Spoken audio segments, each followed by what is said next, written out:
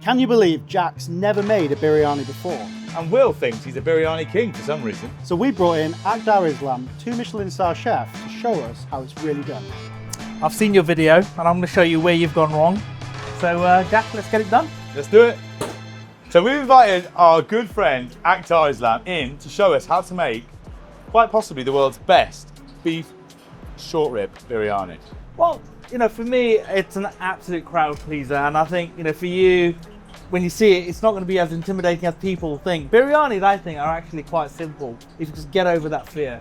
So we're gonna sort you out. For me, it's one of my favourite cuts from the animal. All the fat and intramuscular connective tissue, you can just see how that's going to make a delicious curry. And it's that when you braise it down nice and slow, it gets all unctuous and delicious. So we're going boneless. Yeah. So short rib normally comes in like stacks like that. So just cut the bone out. You can use that bone to give it a light roast and make yourself a stock, which you can also use in this biryani. And the other thing, we'll just get rid of this little bit of sinew as well.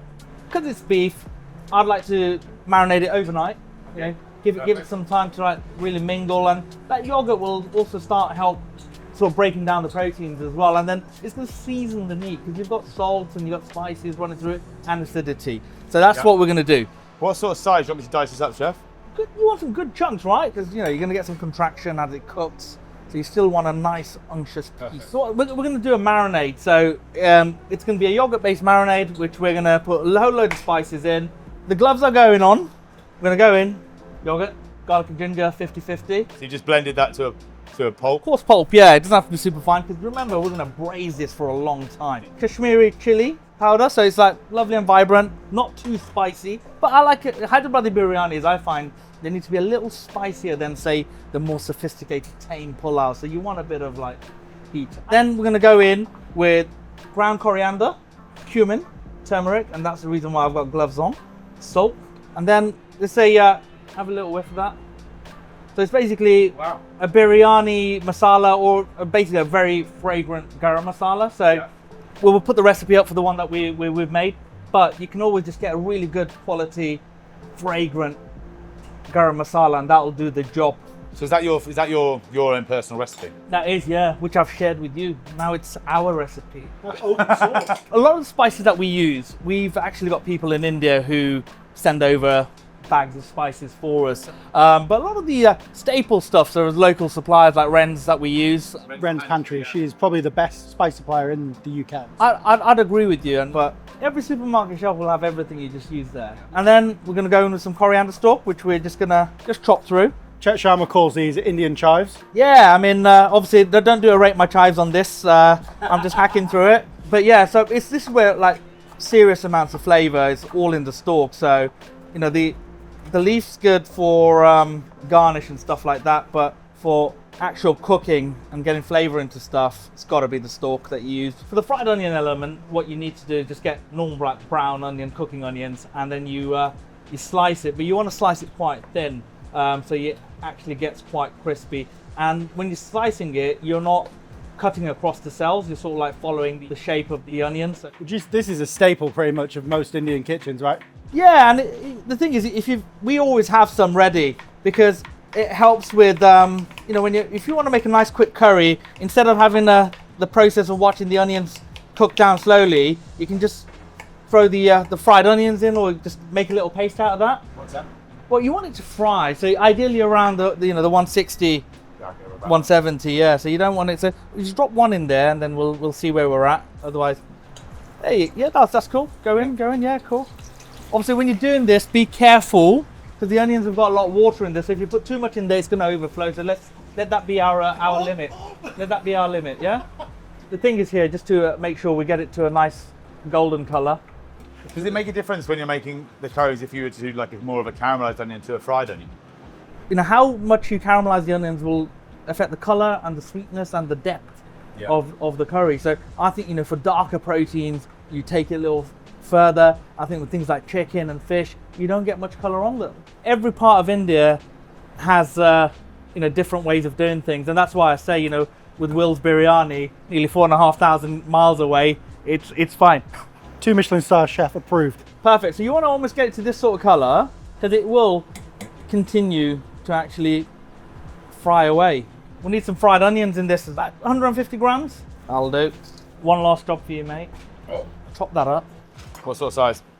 It's not too big, not too small. We're gonna squish it together and it's gonna braise down anyway, so.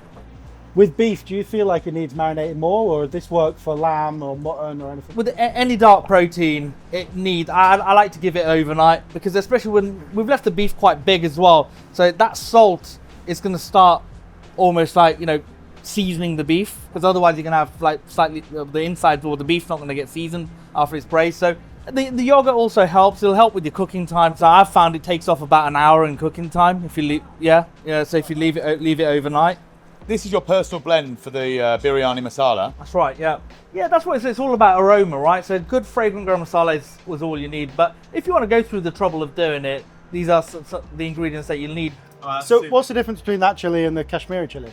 So this is the true Kashmiri chili. So it's wrinkled, Yeah. and so that's obviously the powder form of it. But this would get light toast on it, and then would thingy. But this is, so when you see Kashmiri chili, you want to see it looking like that. So you do get some bagged as Kashmiri, but not always Kashmiri chili.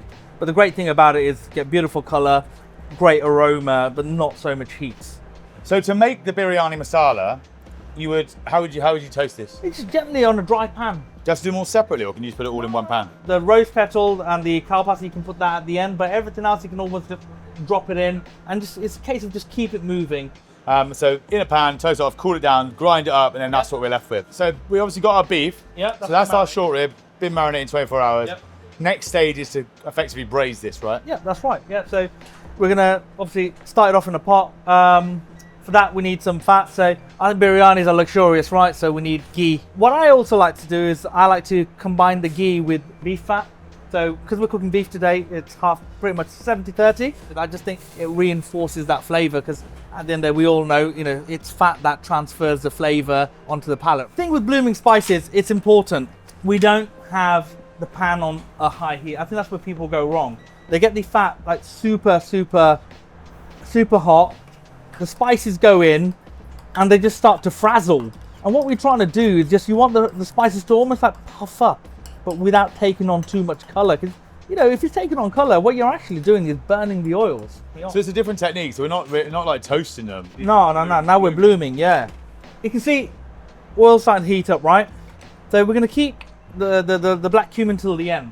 Black cumin at the end, okay. Yeah, because that's going to burn, right? So first things first, let's go in with green and black cardamom, the cloves, star anise, peppercorn, and we've got the cassia bark, leaf. Give that a little move around. Then we're going to go in with the cumin, finally with the mace, and then we're going to go in with the meat. Biryanis are just like fantastic meals to have with friends and family. Like The origins of biryani it's a military food, right? Fable that the biryani was created to feed the army, where they needed a dish that they can cook in bulk in one pot, which would feed the masses. Right, you're gonna get this stock to the bottom and use that stock to deglaze all that goodness at the bottom of the pan. So what we're gonna do here, the whole process of this, you actually want to cook it out. The yogurt, the moisture from some of the stock, that's gonna start then, you know, the heat from the pan's gonna go, the beef's gonna contract, it's gonna release some of its juices, and you almost wanna cook all of that out, and it's called the buna, you know, the buna stage, yeah? Yeah, where you actually dry frying, and that's an essential part of a biryani. Is that where you get the term, lamb buna? Yeah, it's that stage where, and what happens is where you're roasting the spices in the fats in the pan. So we're going to put more stock in later? A little later, yeah, but first we need to get the colour. You can't, yeah, because otherwise it's just going to be like boiled beef. We don't want that. We want to actually cook those and roast those spices off in the pan. So this is the bit where it takes a little bit of time. The recipes from Oud are all about royal, sort of based on royal feasting, right? That's all based on cooking from 1700s. Yeah. So the reason why I did that is because I wanted to show the world that, you know, my cooking is rooted in the classics. I think because everyone throughout my career, everyone sort of knows me for, like, you know, that avant-garde approach to Indian cooking and flavors, but I wanted a restaurant that shows where the fundamental and the foundation for that is, and the foundation is from the classics. Because I've now spent my whole life studying Indian food and Indian culture and cuisine. So, and you know, so for me now it is about bringing that to life and sharing that with people. So good. Because right now, if you taste that now, it'll be quite sharp because of the amount of yogurt that's in it. Yeah. So you'll see as it goes on later, that sharpness sort of disappears. That's it. So you see, look what's happening. Let's have a look at this. You see, it's starting to already start to change color, right? But we need to take this a lot further. The more we develop this, the more, I guess, we're going to be rewarded at the end with a deeper, flavoursome biryani base. Right. So as you can see, the color is darkened. We've got the fat just starting to deposit over the top. Let's get some herbs on it. Mint and coriander. I'm just going like super generous, but pretty much like the same amount. Yep. Just chop through it. I'm just going to drop that on top. Just roughly chopped? Yeah, that's it, yeah. So that's the kasuri methi. That's the kasuri methi. It's. Hey, check me out. Eh? So I call it fenugreek, he calls it kasuri methi. There we go. Oh, mate. Right. All of it? Yeah, all in. Yeah, we're going to get that and we're going to mix that through. So we've made our base. How does that compare to the Bolton base? I would say that the Bolton base is less sophisticated. Right, so I've got some water boiling for the rice. Right, yep. I've got all the aromats that you asked for. So actually on to the exact type of rice we're going to be using. This is the one that you specify. Yeah, so I've asked for the Acela basmati. So what that means is the basmati grains have been parboiled. So it means it'll have better structure, so it's a little firmer. Because I think with the biryani, you want every rice grain to almost fall and cascade off your spoon. You don't want it clumping together. With normal basmati, you'll still have to take the rice and you have to soak it. So you give it at least 20 minutes, you wash it, get rid of all of those excess starches until the water runs clear, and then leave it to soak for about 20 minutes. And that will help you, like the time it takes to actually puff up and cook will be reduced massively, and you'll get more of an even cook all the way through. And is this quite readily available? Every supermarket will do it. So we've got our rice. I'm going to rinse it off till the water runs clear, and then we're going to leave it to stand for soak for 20 minutes. Well, I've done a good job. Yeah, I think you've definitely got your rice washing certificate. We're just going to drain that now.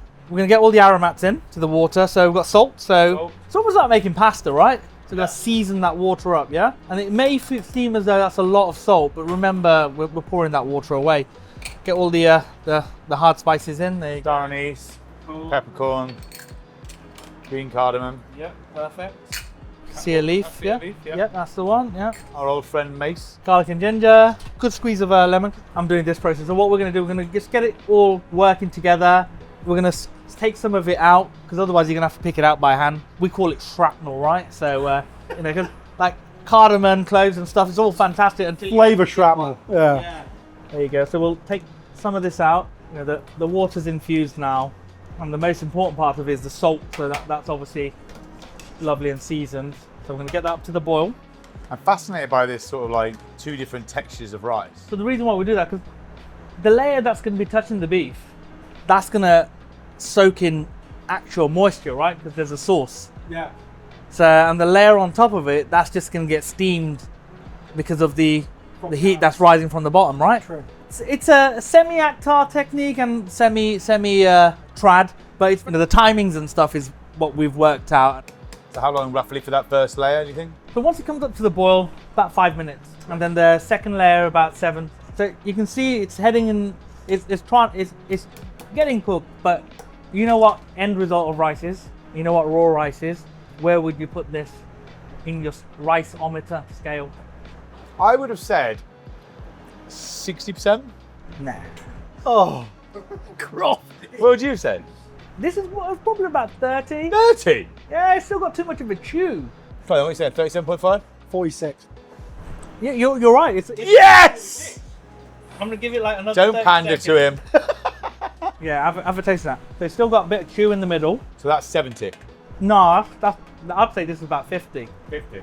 Try the individual bits. You'll see right in the middle there's this like bit that hasn't been touched yet.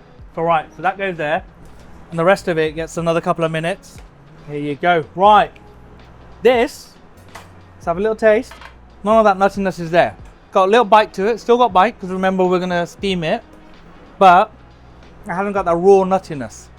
So this shouldn't have any of that white bit in the middle, and any further moisture it's going to take on is just the steam with the aromats. Final stages, right? So we're going to get some milk. which we're gonna put some saffron in there. Obviously, it's a very expensive and ingredient, so you don't have to. But like trad, yeah, they'd put saffron in there.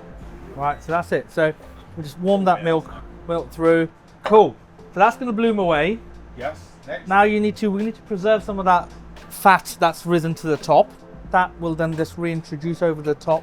Right, okay, fantastic. Look, biryani, we need to layer it up now, right? I'll go straight in. Straight in, chef. I want a nice even layer. I think, but a lot of it is about confidence, and I think people are scared of it for no reason. Get over it. Like, start off with simple things like lentils. You scared of Indian curries? Just get over it. Have I done it right? We have, yeah. So we'll leave some space for some rice, chef, because that's an essential part of a biryani. So what we're gonna get, that garam masala or biryani masala in our case here, yeah. We're just gonna just a sprinkle of that. Happy with that? Then we're gonna give it a layer of the old rice. Get a nice even coverage there. So now, aromats, yeah. So we need some mint and coriander. If you don't like coriander, just leave it out. That's the replacement. Or the common, get over it. Get the onions on there. Nice sprinkle of that. So this is now the second layer of rice. Yeah. So this was the 70%? That's the 90. 90%. Yeah. First one was 70. 70, yeah, because that's, remember, doesn't get most of the moisture. And then we're gonna go and, there you go, loads of herbs again. And whatever herbs you got left over, just mix it with some yogurt and you make a raita. Right, so a couple of splashes of Kera water, so that's that screw pine essence. Kera water. Kera, yeah. That, and then you can also put like rose water as well. You know, this is all about getting like aromatics into this, not too much. So, and now we're going to top it up with Milk and saffron. There we go, and then we're gonna put a little bit of ghee in there. And then finally, some of that beef fat that we skimmed off earlier on. So, onions, lemon on there. And what that's gonna do is the grains of rice I've got contact with this, that's gonna take on the hits of lemon. And then we're gonna fork, because the biryani, obviously you fork it through at the end. So it means that gets mixed through. And then we've got to cover it. So I find a nice way to do it is just grab some foil, right? So we're going to go on with this, and the trick is we're going to make it tight, yeah? So lid's gone on. Yep. So now we're going to pop it on medium heat. Yeah, medium heat, a couple of minutes, just till the pan heats up, so we know the bottom layer is back to almost like a simmering sort of stage. Yeah. This whole process now is about steam. How are we going to know when it's done? So once you start to see steam and everything start to come outside, or it puffs up, if you've got a tight enough seal, you just leave it for about 20 minutes on that very super slow heat. And then after that's done, you take it off and then give it about another 10 minutes to rest. And then you're good to go. So right now, what we do is the big reveal. Drum roll, bit of fanfare. Yeah, you can go. Oh, no, actually it's your biryani, you do it. Yeah! Oh. There you go, see all that steam come. See all the aromats, all that aroma, that fragrance. I'm happy with that. A little bit of everything. Nice bit of raita. So lively, there's just so much going on. And you can see like every grain of rice is, it's got integrity, standing up, it's not all mushed together. That's the sign of good birries. Okay, let's see if this rivals the Bolton biryani. Wow, look at that. Look at all those layers. So you want to get, obviously, lovely bit of beef. Got all that spicing running through. The meat's also like still holding together. It's not completely overcooked. It's like, it's still got a beautiful texture. So much going on, I don't even know where to start. So you got obviously the layers of spice coming through from the braise of the beef. All the herbs start coming through, and then you've got the saffron. And that's what biryani is supposed to be. It's all about aromatics, each grain of rice staying as it is, and then that spice coming through from that base. So the Hyderabadi biryanis, I like that level of heat that you get. Short rib works really well as well, because as you eat it, it sort of flakes up, and it almost makes it like quite homogenous mix to eat, rather than like big chunks of meat that you have to like sort of. Check out Aktar at Home in the link below to get this amazing beef short rib biryani.